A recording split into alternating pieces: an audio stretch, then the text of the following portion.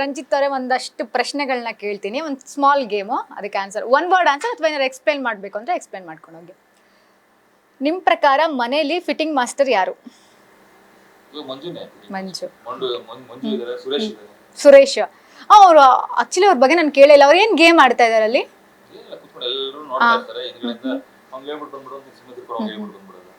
ಎಲ್ಲೋ ಒಂದ್ ಕಡೆ ಧನರಾಜ್ ಅವರು ಎಂಟರ್ಟೈನ್ಮೆಂಟ್ ಮಾಡ್ತಾ ಇಲ್ಲ ಅಂತ ಅನ್ಸಲ್ವಾ? ಅಂದ್ರೆ ಆಚೆ ಇದ್ದಿದ್ದಕ್ಕಿಂತನೂ ಮನೇಲಿ ತುಂಬಾ ಸೈಲೆಂಟ್ ಆಗ್ಬಿಟ್ಟಿದ್ದಾರೆ ಅಂತ ಅನ್ಸುತ್ತಲ್ವಾ? ಅಂತಂದ್ರೆ ಈ ಕಂಟೆಸ್ಟೆಂಟ್ ಗಳಿಗೆ ಎದುರ್ಕೊಂತಾರದ ಅಥವಾ ಏನು? ಎಂಟರ್ಟೈನ್ಮೆಂಟ್ ಅಂತ ಬಂದಾಗ ನಾವು ಓನ ಕ್ರಿಯೇಟ್ ಮಾಡ್ಕೊಂಡಿರ್ತೀವಿ ಹೊರತು ನಾವು ಇಂತದೇ ಬೇಕು ಅಂತ ಕಾಯ್ಕೊಂಡು ಕೂತ್ಕೊಳ್ಳೋದು. ಹೌದೌದು. ಸಿಕ್ಕಿರುವಂತ ಸ್ಮಾಲ್ ಸ್ಟೇಜ್ ನ ಯೂಟಿಲೈಸ್ ಮಾಡ್ಕೋತಿಲ್ಲ ಅಂತ ಹೇಳಿದ್ ನಾನು 2 ಸಲ ಹೌದಾ ನಾನು ಮಾಡ್ಬೇಕು ಮಾತಾಡುವ ಮಧ್ಯದಲ್ಲಿ ಮಾತಾಡುವ ಕಾಮಿಡಿ ಮಾಡುವ ಏನ್ ಮಾಡ್ತೀವಿ ಮಾಡುವ ಕಂಟೆಂಟ್ ಯೂಸ್ ಮಾಡ್ಕೋ ಬಟ್ ಮಾಡ್ತಾನೆ ಬಟ್ ಅವ್ನು ಅಷ್ಟು ಮಾಡ್ತಾ ಇಲ್ಲ ಅಂತ ಹೇಳೋದು. ಇವಾಗ ವೈಲ್ಡ್ ಕಾರ್ಡ್ ಎಂಟ್ರಿ ಹನುಮಂತು ಕೂಡ ಆಗಿದ್ದಾರೆ ನೀವು ಹೋದ್ಮೇಲೆ. ಅವರು ಯಾರೋ ಅಮಾಯಕನ ಕಳಿಸ್ದಂಗೆ ಆಗ್ಬಿಟ್ಟಿದ್ದಾರೆ. ನಿಜವಾಗ್ಲೂ ಅವ್ರ ಮನೇಲೆಲ್ಲ ಆಗಲ್ಲ. ಮತ್ತೆ ಫಿಸಿಕಲ್ ಟಾಸ್ಕ್ ನೋಡ್ಬೋಲ್ಲ, ಫಿಸಿಕಲ್ ಟಾಸ್ಕ್ ಒಂದೇ ಸಿಗ್ಬಿದ್ದು ನಾಮಿನೇಷನ್ ಅಂತ ಬಂದಾಗ್ಲೂ ಅಷ್ಟು ಅವ್ರನ್ನವರೇ ನಾಮಿನೇಷನ್ ಮಾಡ್ಕೊಳ್ತಾ ಇದ್ದಾರೆ. ಅವ್ರಿಗೇನು ಮಾತಾಡ್ಬೇಕು ಅಂತ ಗೊತ್ತಾಗ್ತಿಲ್ಲ. ಮತ್ತೆ ಈ ಗೇಮ್ ಅನ್ನೋದು ಅವ್ರಿಗೆ ಸೆಟ್ ಆಗಲ್ಲ. ಅವ್ರಿಗೆ ಏನೇ ಇದ್ರು ಆಯ್ತು ಹನುಮಂತು ಅಂತ ಬಂದಾಗ ಹಾಡ್ ಹೇಳ್ಕೊಂಡು ಮತ್ತೆ ಫ್ಯಾಮಿಲಿ ಅಂತ ಬಂದಾಗ ಊರು ಹೋಗಿ ಸೇರ್ಕೊಂಡ್ಬಿಡ್ತಾನೆ, ಕುಡಿಗಳು ಕಾಯ್ಕೊಂಡು ಆರಾಮಾಗಿ ಸಾಕಷ್ಟು. ಬಟ್ ಇದು ಸ್ವಲ್ಪ ಕಷ್ಟ. ಗುಂಪಲ್ ಗೋವಿಂದ ಅಂತ ಬಂದ್ರೆ ಗೋವಿಂದ ಅಂತ ಬಂದ್ರೆ ಎಲ್ಲೋ ಒಂದ್ ಕಡೆ ಬೊಗ್ಗೇನೆ ಆಗ್ಬಿಡಲ್ಲ ಅಷ್ಟೇ. ಭವ್ಯ ಅಂದ್ರೆ ಹೋಗಲ್ಲ ಮಧ್ಯದಲ್ಲಿ ಒಂದು ಬಾಯಿ ಬಿಡೋಣ ಎಲ್ಲೊಂದ್ ಕಡೆ ಸಿಗಾಕೋಸಿದಾಳ ಅವಳು. ಲಾಸ್ಟ್ ಸೀಸನ್ ಅಲ್ಲಿ ಸುದೀಪ್ ಸರ್ ಕೂಡ ಹೇಳಿದ್ದಾರೆ ಅವರಿಗೆ. ಇವಾಗ ಊರು ಸಾಬ್ರಿ ನಮ್ಗೆ ಯಾಕೆ ಬೇಕು ಅಂತ ಸೈಲೆಂಟ್ ಆಗಿರೋರು ಯಾರಿರ್ಬೋದು? ಇದರಲ್ಲಪ್ಪ ಚಪಾತಿ ತಿಂತಿರೋರು. ಚಪಾತಿ ತಿಂತಿರೋರಾ? ಧರ್ಮ ಮತ್ತು ಅನುಷಾ ಅದೇ ಹಂಗೆ ಆಗ್ಬಿಟ್ಟಿದ್ದಾರೆ. ವೀಕ್ ಯಾರು ಕಂಟೆಸ್ಟೆಂಟ್ಗಳು? ಇವಾಗ ಸದ್ಯಕ್ಕೆ ವೀಕ್ ಆಗಿರೋದು ಸುರೇಶ್. ಓಕೆ. ಸ್ಟ್ರಾಂಗ್ ಅಂತ ಬಂದ್ರೆ ತ್ರಿವಿಕ್ರಮ್ ಅವರು. ಮನೆ ವಿಚಾರಗಳನ್ನೆಲ್ಲ ಪುಂಗಿ ಬಿಡೋರು ಯಾರು? ಚೈತ್ರ. ಅಂತಂದ್ರೆ ಟಾಸ್ಕ್ ಅಂತ ಬಂದಾಗ ಟಾಸ್ಕ್ ಎಲ್ಲ ಆಡ್ತಾರ ಅವರು? ಚೈತ್ರ ಆಗಲ್ಲ. ನೇರ ನಿಷ್ಠೂರ ಅಂತ ಬಂದ್ರೆ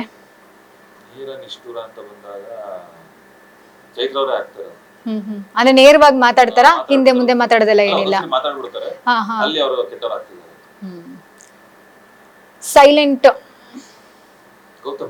ಗೌತಮಿ ಅವರು ಗೇಮ್ ಎಲ್ಲ ಚೆನ್ನಾಗಿ ಆಡ್ತಾ ಇದಾರ ಅಥವಾ ಹೇಗೆ? ಬಟ್ ಇವಾಗೆಲ್ಲ ಸ್ವಲ್ಪ ಎದ್ದಿದ್ದಾರೆ ಮಾತಾಡಬೇಕು ಹಂಗೆ ಬಟ್ ಮೋಕ್ಷಿತನ ಇಟ್ಕೊಂಡು ಇವಾಗ ಎಲ್ಲೊಂದ್ ಕಡೆ ಅವ್ರು ಸೈಲೆಂಟ್ ಆಗಿ ಗೇಮ್ ಆಡ್ತಿದ್ದಾರೆ ಅಂತ ಎಲ್ಲೊಂದ್ ಕಡೆ ಅನ್ಸುತ್ತೆ. ಮೋಕ್ಷಿತ ಅವರು ಎಲ್ಲರ ಜೊತೆಗೆ ಓಪನ್ ಅಪ್ ಆಗಿಲ್ವಾ ಇನ್ನು ಅಥವಾ ಏನು? ಓಪನ್ ಅಪ್ ಆಗಿಲ್ಲ ಅನ್ನೋದಕ್ಕಿಂತ ಜಾಸ್ತಿ ಅವರು ಹೊರಗಡೆ ಅವ್ರ ಹೆಸರು ಮಾಡಿದ್ರಲ್ಲ, ಹೆಸರು ಕಳ್ಕೊಬಾರ್ದು, ಆ ಸ್ಟ್ಯಾಂಡರ್ಡ್ ಮೇಂಟೈನ್ ಮಾಡ್ಬೇಕು, ಎಲ್ಲೊಂದ್ ಕಡೆ ಅವ್ರ ಮೈಂಡ್ ಅಲ್ಲಿ ಇದೆಯಾ ಬಿಟ್ರೆ ಆಡ್ಬೋದು. ಅವ್ರು ಇನ್ನೂ ಓಪನ್ ಅಪ್ ಆಗ್ಬೇಕು. ಓಪನ್ ಅಪ್ ಇನ್ನೂ ಆಗ್ಬೇಕು. ಇನ್ನೂ ಏನು ಇಲ್ಲ. ಮನೆಯಿಂದ ಆಚೆ ಬಂದ್ಮೇಲೆಲ್ಲ ಫ್ಯಾಮಿಲಿ ಫ್ರೆಂಡ್ಸ್ ಹೇಗಿದೆ ರಿಯಾಕ್ಷನ್ ಎಲ್ಲ? ಎಲ್ಲರೂ ಬೇಜಾರು ಮಾಡ್ಕೊಂಡಿದ್ದಾರೆ. ಅದೇ ಹೇಳ್ತೀವಿ, ಎಲ್ಲರೂ ಟಾಪ್ ಫೈನಲಿಸ್ಟ್ ಲಿಸ್ಟ್ ಅಲ್ಲಿ ನೋಡ್ಬೇಕಾಗಿರುವಂತ ಗೆಲ್ಬೇಕಾಗಿದ್ದಂತ ನೀವು ಹೊರಗಡೆ ಬಂದಿದ್ದು. ಮತ್ತೆ ಎಂಟೈರ್ ನಮ್ ಕೂರ್ಗಲ್ಲಿ ಸ್ವಲ್ಪ ಎಲ್ಲ ನೋಡೋದ್ ಕಮ್ಮಿ ಆಗೋಗಿತ್ತು. ನಮ್ಮ ಹುಡುಗನೇ ಇದ್ದ, ಚೆನ್ನಾಗಿ ಆಡ್ತಿದ್ದ, ಸುಮ್ಮನೆ ಸಿಲಿ ರೀಸನ್ ಇಲ್ಲ. ಅದೆಲ್ಲ ತುಂಬಾ ಜನ ಮೈಂಡ್ ಅಲ್ಲಿ ಇದೆ. ಅಂದ್ರೆ ನಿಮಗೆ ಅನ್ಸುತ್ತಾ ಸಿಲಿ ರೀಸನ್ ಗೆ ತೆಗ್ದಾಕ್ಬಿಟ್ರು ಬಿಗ್ ಬಾಸ್ ಅಂತ? ನನಗೆ ಅನ್ನೋದಕ್ಕಿಂತ ಜಾಸ್ತಿ ವ್ಯೂವರ್ಸ್ ಗಳಿಗೆ ಗೊತ್ತಾಗ್ತಿದೆ. ಹೌದು ಹೌದು, ಮತ್ತೆ ಒಂದ್ ಪೇಸ್ ಅಲ್ಲಿ ಇವರು ಮನಸ್ಸವರು ಕೈ ಎತ್ತಿದ್ದಾರೆ ಇವರಿಗೆ, ಜಗದೀಶ್ ಅವ್ರಿಗೆ.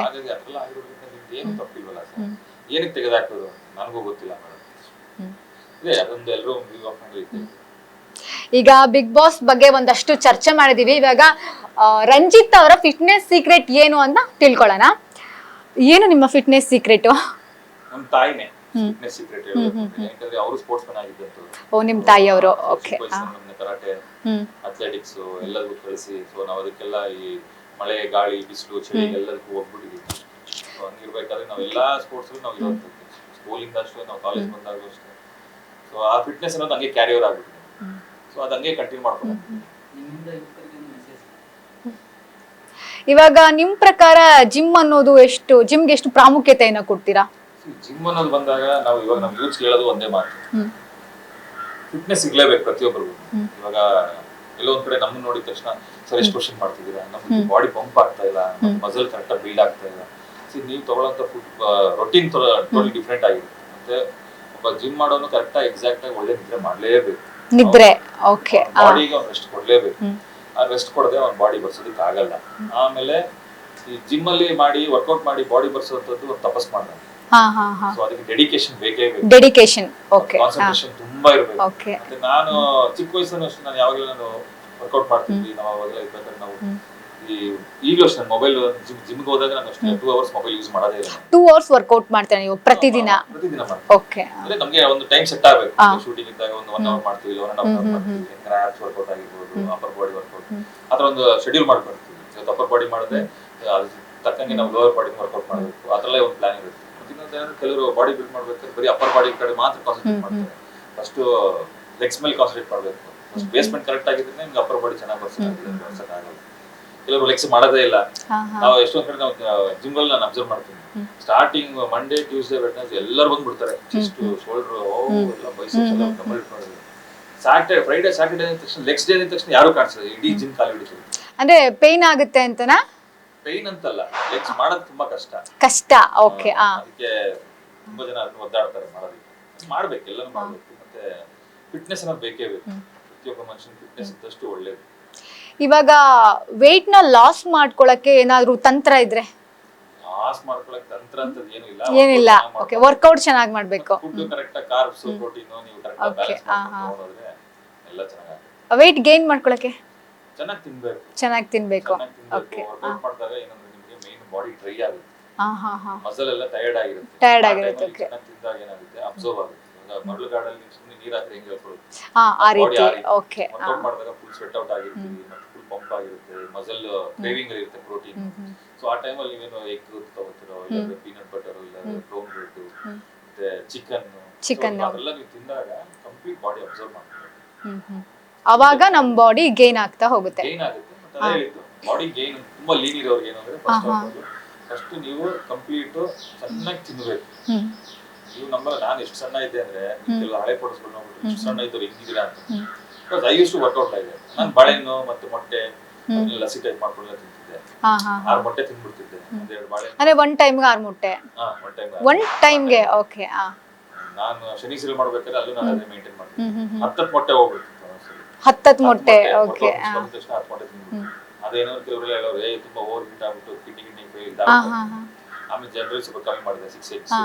ಆಮೇಲೆ ವಾಟರ್ ತುಂಬಾನೇ ಕುಡಿಬೇಕು. ನೀರು, ಬಾಡಿ ಕಂಟೆಂಟ್ ಬೇಕೇ ಬೇಕು. ಅದೆಲ್ಲ ಬ್ಯಾಲೆನ್ಸ್ ಮಾಡಬೇಕು. ಮಧ್ಯದಲ್ಲಿ ಇದ್ದಾಗ ನೀವು ವೆಜಿಟೇಬಲ್ಸ್ ಎಲ್ಲ ನೀವು ಇರಬೇಕು. ಮನುಷ್ಯನ ಬಾಡಿಗೆ ಎಲ್ಲಾನು ಹೋಗ್ಬೇಕು. ಇದಾಗಲ್ಲ ಅದಾಗಲ್ಲ ಅಂತ ಇವ್ರು ಹೇಳ್ತಾರೆ. ಬಾಳೆ ತಿಂದ್ರೆ ಶೀತ ಆಗುತ್ತೆ.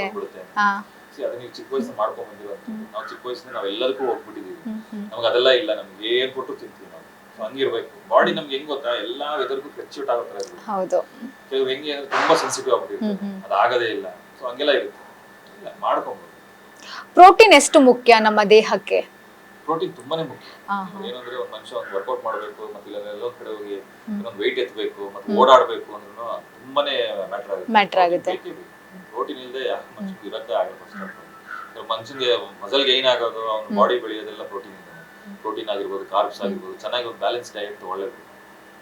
ಇವಾಗ ನಿಮ್ಮ ಈ ಒಂದು ಜಿಮ್ ಬಾಡಿ ಇದೆಯಲ್ವಾ, ಅದರಿಂದ ಎಷ್ಟು ವರ್ಷದ ಶ್ರಮ ಇದೆ? ಇದೆ ಮೇಡಮ್, ಆಲ್ಮೋಸ್ಟ್ 16 ವರ್ಷ ಆಯ್ತು. 16 ವರ್ಷ. ಓಕೆ. ಹಾಗೆ ಇರ್ಬೇಕಾದ್ರೆ ಎಲ್ಲಾನು ಮ್ಯಾಟರ್ ಆಗಿದೆ. ಸೊ ಅದನ್ನ ನಾವು ನಡ್ಕೊಂಡ್ ಬಂದ್ಬಿಟ್ಟಿದೀವಿ. ಅಂದ್ರೆ ಇವಾಗ ಇತ್ತೀಚೆಗೆ ಕೇಳಿ ಬರ್ತಿರೋ ಒಂದ್ ಮಾತಂದ್ರೆ ಹೆವಿ ಜಿಮ್ ಮಾಡಿದ್ರೆ ಡೇಂಜರ್ ದೇಹಕ್ಕೆ ಅಂತ ಹೇಳ್ತಾರೆ. ಅದ್ ನಿಜನಾ? ವರ್ಕೌಟ್ ಮಾಡಿದ್ರೆ ಕೆಲವೆಲ್ಲ ನೋಡಿ ಅದನ್ನೇ ಹೇಳೋದು ನಾನು. ಅದು ಬ್ರೀತ್ ಇನ್ ಬ್ರೀತ್ ಔಟ್ ಒಂದು ಎಕ್ಸರ್ಸೈಸ್ ಇದೆ. ಆ ಎಕ್ಸರ್ಸೈಸ್ ನೀವು ವರ್ಕೌಟ್ ಲಿಫ್ಟ್ ಮಾಡಬೇಕು, ಡಬಲ್ ಲಿಫ್ಟ್ ಮಾಡಬೇಕು, ಅದು ಕ್ಯಾರಿ ಆಗುತ್ತೆ. ಎತ್ತಬೇಕಾದ್ರೆ ಯಾವ ರೀತಿ ತಗೋಬೇಕು, ನಿಮ್ಮ ಬಾಡಿ ಯಾವ್ದು ರೆಸ್ಪಾಂಡ್ ಆಗುತ್ತೆ, ಫಸ್ಟ್ ನಿಮ್ಮ ಬಾಡಿ ಬಗ್ಗೆ ನಿಮ್ಗೆ ಗೊತ್ತಿರಬೇಕು. ಯಾವ್ದಕ್ಕೆ ನಿಮ್ಗೆ ಫ್ಲಕ್ಚುಯೇಟ್ ಆಗುತ್ತೋ ಇಲ್ವೋ ಅದೆಲ್ಲ ನಿಮ್ಗೆ ಫಸ್ಟ್ ತಿಳ್ಕೊಳ್ಳೋದಂಗೆ ನೀವು ವರ್ಕೌಟ್ ಮಾಡಕ್ ಹೋಗ್ತೀನಿ, ರಾಂಗ್ ಬ್ರೀತಿಂಗ್ ಮಾಡಿದಾಗ ಅದು ನಿಮಗೆ ಅಟ್ಯಾಕ್ ಆಗುತ್ತೆ. ಸೊ ಅದೆಲ್ಲ ಮಾಡಕ್ ಹೋಗ್ಬೇಕು. ತಿಳ್ಕೊಬೇಕು. ಸ್ವಲ್ಪ ಸ್ಟಾರ್ಟಿಂಗ್ ಮಾಡ್ಬೇಕು, ಸ್ಲೋ ಇಂದ ಸ್ಟಾರ್ಟ್ ಮಾಡಿ. ಅದೇ ಸರಿ ಹೆವಿ ಲಿಫ್ಟ್ ಮಾಡ್ತೀನಿ ಅಂತ ಹೋಗ್ತಾರೆ. ಆ ಬ್ರೀತಿಂಗ್ ಎಕ್ಸರ್ಸೈಸ್ ಗೊತ್ತಿರಲ್ಲ ಅವ್ರಿಗೆ. ಲಿಫ್ಟ್ ಮಾಡ್ಬೇಕಾದ್ರೆ ಬ್ರೀತಿಂಗ್ ಮಾಡ್ಬೇಕು, ಅಲ್ಲಿ ಔಟ್ ಮಾಡ್ಬೇಕು ಅಂತ ಗೊತ್ತಿರಲ್ಲ. ಇಮಿಡಿಯೇಟ್ ಬಿಡ್ತಾರೆ ಒಂದೇ ಸರಿ. ಅದೇ ಇಮಿಡಿಯೇಟ್ ಟ್ರಿಗರ್ ಆಗ್ಬಿಡುತ್ತೆ. ಅದೆಲ್ಲ ತುಂಬಾ ಇದೆ. ಓಕೆ. ನಿಮ್ಮ ಓವರ್ ಆಲ್ ನಿಮ್ಮ ಒಂದು ವರ್ಕೌಟ್ ಗುಟ್ಟೇನು? ವರ್ಕೌಟ್ ಗುಟ್ ಅಂತ ಏನಿಲ್ಲ ಮೇಡಮ್, ರೆಗ್ಯುಲರ್ ಆಗ್ಬಿಟ್ಟಿದೆ. ಅದೊಂಥರ ಊಟ ಇದ್ದಂಗೆ. ವರ್ಕೌಟ್ ಮಾಡ್ಲೇಬೇಕು. ಓಕೆ. ನೆಕ್ಸ್ಟ್ ಮೇಲೆ ನೆಕ್ಸ್ಟ್ ಏನಾದ್ರು ನೆಕ್ಸ್ಟ್ ಕಾರ್ಯಕ್ರಮ. ಇನ್ನೊಂದಷ್ಟು ಜನ ಹೇಳ್ತಾರೆ ಇವಾಗ ಈವ್ನಿಂಗ್ ಮಾಡಿದ್ರೆ ಅಷ್ಟೇನು ದೇಹ ತಗೊಳಲ್ಲ ವರ್ಕೌಟ್ನ, ಮಾರ್ನಿಂಗೇ ಮಾಡ್ಬೇಕಂತ, ಅದು ನಿಜನಾ? ಕೆಲವ್ರಿಗೆ ಅದು ಫ್ಲೆಕ್ಚುಯೇಟ್ ಆಗ್ಬಿಟ್ಟಿರುತ್ತೆ. ಆಹಾ. ಇವಾಗ ಈ ಟೈಮ್ ಕೆಲವ್ರಿಗೆ ಸೆಟ್ ಆಗ್ಬಿಡುತ್ತೆ. ಇವಾಗ ನೋಡಿ ನನಗೆ ಬೆಳಗ್ಗೆ ಮಾಡಿದ್ರೆ ನಾನು ಸೆಟ್ ಆಗುತ್ತೆ, ಈವ್ನಿಂಗ್ ಮಾಡಿದ್ರೆ ಸೆಟ್ ಆಗುತ್ತೆ. ಸೆಟ್ ಆಗಲ್ಲ. ಸೊ ಆ ಥರ ನಾವು ಟೈಮಿಂಗ್ಸ್ ಹಾಕೊಂಡ್ಬಿಟ್ಟಿರ್ತೀವಿ, ಮತ್ತೆ ನಿಮ್ಮ ಬಾಡಿಯಲ್ಲಿ ಸೆಟ್ ಆಗ್ಬಿಟ್ಟಿರುತ್ತೆ. ಸೊ ಸೆಟ್ ಆದ್ಮೇಲೆ ನಾವು ಚೇಂಜ್ ಮಾಡೋಕ್ಕೂ ಮನ್ಸು ಬರಲ್ಲ. ಮತ್ತೆ ಬೇರೆ ಬೇರೆ ಕೆಲಸಗಳಲ್ಲಿ ಬಿಸಿ ಇರ್ತೀವಿ, ಸ್ಟ್ರೈನ್ ಆಗಿರ್ತೀವಿ. ಅದು ಬಾಡಿ ಕಂಪ್ಲೀಟ್ ಸ್ಟ್ರೈನ್ ಆದ್ಮೇಲೆ ಬಂದು ವರ್ಕೌಟ್ ಮಾಡ್ತೀವಿ, ವರ್ಕೌಟ್ ಮಾಡೋಕ್ಕಾಗಲ್ಲ. ಆಗಲ್ಲ. ಸೊ ಹಂಗೆಲ್ಲ ಇರುತ್ತೆ. ಇವಾಗ 24 ಗಂಟೆ ಒಳಗಡೆ 2 ಸಲ ವರ್ಕೌಟ್ ಮಾಡಿದ್ರೆ ಏನಾದ್ರು ಪ್ರಾಬ್ಲಮ್ ಆಗುತ್ತಾ? ಆ ರೀತಿ ಏನೂ ಇಲ್ಲ. ಮತ್ತೆ ಓಕೆ, ಚೆನ್ನಾಗಿ ನಿದ್ರೆ ಮಾಡಿದ್ರೆ ಮುಗೀತು. ನಾವು ಡಯಟ್ ಮಾಡೋದು ಸ್ಟಾರ್ಟ್ ಮಾಡಿದ್ರೆ 6 ಪ್ಯಾಕ್ ಮಾಡೋದು ಮಾಡ್ತೀವಿ ಅಂದ್ರೆ ಬೆಳಗ್ಗೆ 2 ಅವರ್ಸ್ ಈವ್ನಿಂಗ್ 2 ಅವರ್ಸ್ ಮಾಡೇ ಮಾಡಬೇಕು. ಇವಾಗ 6 ಪ್ಯಾಕ್ ಅಂತ ಹೇಳ್ತಾರಲ್ವಾ, ಅದಕ್ಕೆ ಎಷ್ಟು ವರ್ಕೌಟ್ ಮಾಡ್ಬೇಕು 6 ಪ್ಯಾಕ್ ಬರೋಕೆ? ಮಾಡ್ಬೇಕು ಮೇಡಮ್. ಇವಾಗ ನೋಡಿ ಕಂಪ್ಲೀಟ್ ಆಗಿ ಒಂದು ಮಸಲ್ ಅಂತ ಬಂದಾಗ ನೀವು ಕಾನ್ಸಂಟ್ರೇಟ್ ಮಾಡಿ ವರ್ಕೌಟ್ ಮಾಡಲೇಬೇಕು. ಇವಾಗ ಆಪ್ಸ್ ಅಂತ ಬಂದಾಗ ಆಪ್ಸ್ ವರ್ಕೌಟ್ ನಾವು ಕಂಪ್ಲೀಟ್ ಈವ್ನಿಂಗ್ ಇಟ್ಕೊಂಡ್ಬಿಡ್ತೀವಿ, ಇಲ್ಲ ಕೆಲವರು ಬೆಳಗ್ಗೆ ಇಟ್ಕೊಂಡ್ಬಿಡ್ತಾರೆ. Evening upper body workout, lower body workout, ಆ ಥರ ಒಂದೊಂದು ಬೈಫರ್ಗೇಟ್ ಮಾಡ್ಕೊತಾರೆ. ಓಕೆ, ಆ ರೀತಿ ಮಾಡ್ಕೊಂಡು ನೀವು ಕಾನ್ಸಂಟ್ರೇಟ್ ಮಾಡಿ ಮಾಡಬೇಕು ವರ್ಕೌಟ್. ನಿಮ್ಮ ಟ್ರೈನರ್ ಯಾರು? ಟ್ರೈನರ್ಸ್ ಇಲ್ಲ, ಟ್ರೈನರ್ಸ್ ಯಾರು ಇಲ್ಲ. ಯಾರು ಟ್ರೈನರ್ಸ್ ಇಲ್ಲ, ಬಟ್ ಸಪೋರ್ಟ್ ಹುಡುಗರೆಲ್ಲ ಇರ್ತಾರೆ. ಓಕೆ, ನಿಮ್ಮ ವರ್ಕೌಟ್ಗೆ ಸಂಬಂಧಪಟ್ಟಂಗೆ ಯುವಕರಿಗೆ ಒಂದು ಸಂದೇಶ ಹೇಳಿದ್ರೆ ಏನಿಲ್ಲ, ಯೂತ್ಸ್ಗೆ ಹೇಳೋದು ಇಷ್ಟೇ, ಬಾಡಿ ಫಿಟ್ ಅಂಡ್ ಫೈನ್ ಆಗಿ ಇಟ್ಕೊಳ್ಳಿ, ನಿಮ್ಮನ್ನು ಪ್ರೀತಿಸ್ಕೊಳ್ಳಿ, ನಿಮ್ಮ ಬಾಡಿ ಬಗ್ಗೆ ಪ್ರೀತಿ ಇರಲಿ. ಏನಕ್ಕೆ ಒಂದ್ಸರಿ ಅದನ್ನ ನೀವು ಗಳಿಸ್ಕೊಂಡ್ಮೇಲೆ ಆಟೋಮೆಟಿಕ್ ನಿಮ್ಗೆ ಗೊತ್ತಾಗ್ಬಿಡುತ್ತೆ ಹಿಂಗಿರ್ಬೇಕು ಹಿಂಗಿರ್ಬಾರ್ದು. ಮತ್ತೆ ಎಲ್ಲರೂ ಫಿಟ್ ಅಂಡ್ ಫೈನ್ ಆಗಿದ್ದಾಗ ನಮಗೂ ನೋಡಕ್ ಖುಷಿ. ಹೌದು. ಕೆಲವೆಲ್ಲ ಬೇರೆ ಬೇರೆ ಅಭ್ಯಾಸಗಳಿಗೆ ಅಡಿಕ್ಟ್ ಆಗಿರೋದ್ರಿಂದ ಎಲ್ಲ ಬಿಟ್ಟು ಎಕ್ಸರ್ಸೈಸ್ ಮಾಡಿ ನಿಮ್ಮನ್ನು ನೀವು ಚೆನ್ನಾಗಿ ಕಾಣಿಸ್ಕೊಳ್ಳೋ ಪೋರ್ಟ್ರೇಟ್ ಮಾಡ್ಕೊಳ್ಳಿ. ಅವಾಗ ನಿಮ್ಗೆ ಗೊತ್ತಾಗುತ್ತೆ, ಇಲ್ಲಪ್ಪ ಹಿಂಗಿರ್ಬೇಕು, ಇಷ್ಟು ಚೆನ್ನಾಗಿ ಮೇಂಟೈನ್ ಮಾಡ್ಬೇಕು. ಅವಾಗ ಅವ್ರಿಗೆ ಬಂದ್ಬಿಡುತ್ತೆ. ನಾವ್ ಹೇಳೋದು 6 ತಿಂಗಳು ಕರೆಕ್ಟ್ ಆಗಿ ವರ್ಕೌಟ್ ಮಾಡಿ ಬಾಡಿ ಬಂತ ಆಟೋಮೆಟಿಕ್ ಅವರೇ ಸ್ಟಾರ್ಟ್ ಮಾಡ್ತಾರೆ. ಅಂದ್ರೆ ಒಂದ್ ಸ್ವಲ್ಪ ವೇಟ್ ಗೇನ್ ಆಗ್ಬೇಕು ಅಥವಾ ವೇಟ್ ಲಾಸ್ ಮಾಡ್ಬೇಕು ಅಂತಂದ್ರೆ 6 ತಿಂಗಳು ವರ್ಕೌಟ್ ಇರ್ಲೇಬೇಕು. ಮಾಡ್ಲೇಬೇಕು. ಇಮಿಡಿಯೇಟ್ ಆಗಿ ನಿಮ್ಗೆ ಏನು ರಿಸಲ್ಟ್ ಸಿಗಲ್ಲ. ಅದು ನೀವು ಟೈಮ್ ತಗೋಬೇಕು. ಬಾಡಿ ಸೆಟ್ ಆಗಬೇಕು, ಬಾಡಿಗೆ ನಿಮ್ಗೆ ಎಕ್ಸರ್ಸೈಸ್ ಸೆಟ್ ಆಗಬೇಕು, ಫುಡ್ ಸೆಟ್ ಆಗಬೇಕು. ನೀವು ಎಷ್ಟು ದಿವಸ ಎಲ್ಲಾನು ಅಭ್ಯಾಸ ಮಾಡ್ಕೊಂಡು ಬಂದ್ಬಿಡ್ತೀರಿ, ಚೇಂಜ್ ಆಗಬೇಕು ಅಂದ್ರೆ ಕಷ್ಟ ಆಗುತ್ತೆ. ಹೌದು, ತುಂಬಾ ಕಷ್ಟ ಆಗುತ್ತೆ, ಫ್ಲೆಕ್ಚುಯೇಟ್ ಆಗುತ್ತೆ. ಸೊ ಅಟ್ಲೀಸ್ಟ್ 1 ತಿಂಗಳು 2 ತಿಂಗಳು ನೀವು ಟೈಮ್ ಕೊಡ್ತೀರಿ, ಆ ಡಿಫರೆನ್ಸಸ್ ಗೊತ್ತಾಗಲ್ಲ ಏನೆಲ್ಲ ಇರುತ್ತೆ. ಓಕೆ, ಅದಕ್ಕೆ ತಕ್ಷಣ ಆಟೋಮೆಟಿಕ್ ನೀವೇ ಸ್ಟಾರ್ಟ್ ಮಾಡಿ. ಇವಾಗ ಬಿಗ್ ಬಾಸ್ ಅಲ್ಲಿ ನೀವು ಎಷ್ಟು ಅವರ್ ವರ್ಕೌಟ್ ಮಾಡ್ತಾ ಇದ್ರಿ? ಅಲ್ಲಿ ಜಾಸ್ತಿ ಹೋಗ್ತಿರ್ತಿಲ್ಲ ಮೇಡಮ್. ನಾವು ಕೆಲವು ಮಸಲ್ಸ್ ನಮ್ಗೆ ಟೈಮಿಂಗ್ಸ್ ಗೊತ್ತಾಗ್ತಿರ್ಲಿಲ್ವಲ್ಲ, ನಮ್ದು ಎಷ್ಟು ರೊಟೀನ್ ಇತ್ತು ಅದೆಲ್ಲ ಎಕ್ಸರ್ಸೈಸ್ ಮುಗಿಸ್ಬಿಡ್ತೀವಿ. ಅಂದ್ರೆ ಟೈಮಿಂಗ್ ಗಡಿಯಾರ ಏನು ಇರ್ಲಿಲ್ವಾ? ಓಕೆ, ವಾಸ್ಗಳು ಏನು ಇರೋದಿಲ್ಲ. ನಾವು ಸುಮ್ಮನೆ ಸೂರ್ಯ ನೋಡ್ಬಿಟ್ಟು ಸೂರ್ಯ ನೋಡ್ಬಿಟ್ಟು ಲೆಕ್ಕ ಹಾಕ್ತಿದ್ರಾ? ಅದ್ ಬರುತ್ತೆ ಸೂರ್ಯ ನೋಡ್ಬಿಟ್ಟು ಲೆಕ್ಕ ಹಾಕಕ್ಕೆ? ಈ ಡಿಸ್ಟೆನ್ಸ್ ಬಂದಾಗ ಒಂದು 6 ಗಂಟೆ, ಓಕೆ, 7 ಗಂಟೆ, ಮಧ್ಯಕ್ಕೆ ಬಂದಾಗ ಈ ಶಾಡೋ ಈ ಕಡೆ ಶಿಫ್ಟ್ ಆದಾಗ 12 ಗಂಟೆ 12:30. ಓಕೆ, ಅದನ್ನ ಕ್ಯಾಲ್ಕುಲೇಷನ್ ಮಾಡ್ತೀವಿ. ಆ ತರ ಕ್ಯಾಲ್ಕುಲೇಷನ್ ಮಾಡ್ಕೊಂಡು ನೀವೇ ಏನೋ ಒಂದ್ ಮಾಡ್ಕೊಳ್ತಾ ಇದ್ರಿ. ಊಟದ ಟೈಮಿಂಗ್ಸ್ ಎಲ್ಲ ಹೇಗ್ ಇದ್ ಮಾಡ್ಕೊಳ್ತಾ ಇದ್ರಿ? ಹೊಟ್ಟೆ ಹಸ್ದಾಗ್ಲ ಅಥವಾ ಸೂರ್ಯ ನೋಡ್ಕೊಂಡೆ? ಬೆಳಗ್ಗೆ ನಾವು 8:30 9 ಗಂಟೆಗೆ ಎದ್ದೇಳ್ತೀವಿ ಕೆಲವರೆಲ್ಲ. ನಾನು ಬೆಳಗ್ಗೆ ಬೇಗ ಅದೆಲ್ಲ ಕ್ಯಾಲ್ಕುಲೇಷನ್ ಮಾಡ್ಕೊಂಡು ಅಡಿಗೆ ಆಯ್ತು ತಕ್ಷಣ ಎಲ್ಲ ಊಟ ಮಾಡೋದು ಮಾಡ್ಕೊಂಡು ಎಲ್ಲ ಮಾಡ್ತೀವಿ. ಟಾಸ್ಕ್ ಇರ್ತಿರ್ತದೆ, ಸೊ ಅದು ನೋಡ್ಕೊಂಡು ನಾವು ಪ್ಲಾನ್ ಮಾಡ್ತೀವಿ. ಓವರ್ ಆಲ್ ನಿಮ್ಮ ಬಿಗ್ ಬಾಸ್ ಜರ್ನಿ ಬಗ್ಗೆ ಏನ್ ಹೇಳ್ತೀರಾ? ಒಂದು ಒಳ್ಳೆ ವೇದಿಕೆ, ನಮಗೊಂದು ಒಳ್ಳೆ ವೇದಿಕೆ ಸಿಕ್ಕಿದೆ. ಜನಗಳ ಅಭಿಪ್ರಾಯ ತುಂಬಾ ಚೆನ್ನಾಗಿದೆ. ಸೊ ಅದನ್ನ ಒಂದು ಒಳ್ಳೆ ಅಡಿಪಾಯ ಹಾಕೊಟ್ಟಿದೆ ಬಿಗ್ ಬಾಸ್. ಮುಂದಿನ ದಿನಗಳಲ್ಲಿ ಆ ಅಡಿಪಾಯನ ಇಟ್ಕೊಂಡು ನಾವು ಅದ್ರ ಮೇಲೆ ಒಂದು ನಮ್ಮ ಕನಸಿನ ಮನೆಯ ಕಟ್ಕೊಂಡು ಹೋಗ್ಲೇಬೇಕು. ನಮ್ಮ ಫ್ಯೂಚರ್ ಪ್ರಾಜೆಕ್ಟ್ ಏನಿದೆ ಅದೆಲ್ಲ ಪ್ಲಾನ್ ಮಾಡ್ಕೊಂಡು ನಾವು ಗೆಲ್ತೀವಿ. ನಮ್ ಜೊತೆ ಇಷ್ಟೊತ್ತು ಟೈಮ್ ಕೊಟ್ಟು ಮಾತಾಡಿಕೆ ತುಂಬಾ ಥ್ಯಾಂಕ್ಸ್. ಯಾಕಂದ್ರೆ ತುಂಬಾ ವೇಟ್ ಮಾಡ್ತಿದ್ದ ಇಂಟರ್ವ್ಯೂ ನಿಮ್ದು.